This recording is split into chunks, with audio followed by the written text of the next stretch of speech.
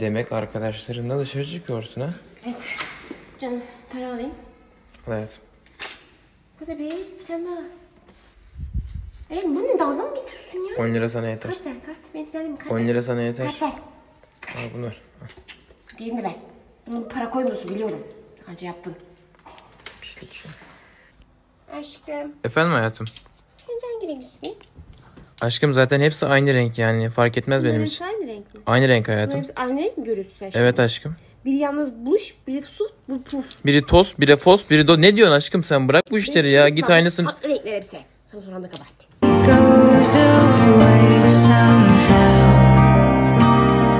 One step closer.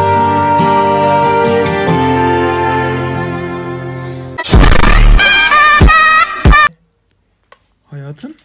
Siz ne yapıyorsunuz burada? Seninle konuşmuyoruz. Niye konuşmuyorsunuz? Çünkü sen kedimiz olunca kalmadı. Ve sen bittin o kaldı bir de. Evet. Hayatım bak ben böyle şeylere gelemem. Ben size bir şey almak zorunda da değilim. Ama şu an sallama şaşırtıyor. Anneciğim baba ol. Sakin ol. Aşkım sakin tut ol, onu. sakin ol, sakin ol. Seninle bir oyun oynayacağız. Kazanırsan bir hafta boyunca istediğin her şeyi yapacağım, okey? Tamam, yapacaksın bak. Yapacağım, merak etme. Başlıyorum.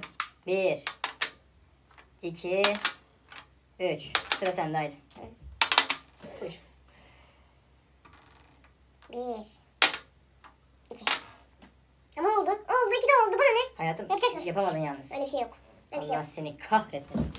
Hayatım? Ne yapıyorsun sen burada ya? Trip atıyorum.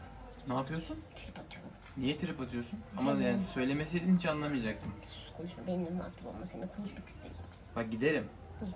Bak konuşmam seninle bir daha. Git. Bak giderim. Git. Tamam tamam aşkım hadi özür dilerim. Hayatım özür dilerim hadi. Hadi bay bay. Öyle. Ula hamsi tuttum seni seni gidi seni sen. Ula hamsi tuttum seni seni gidi seni sen. Ben de Karadenizliyim, tanıdın mı beni ben? Ben de Karadeniz.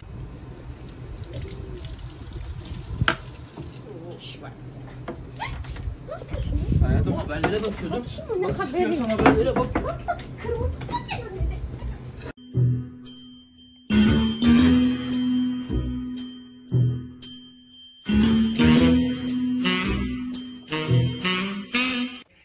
Bir dakika bırakır mısın? Bir şarkı sen bırakır mısın ya?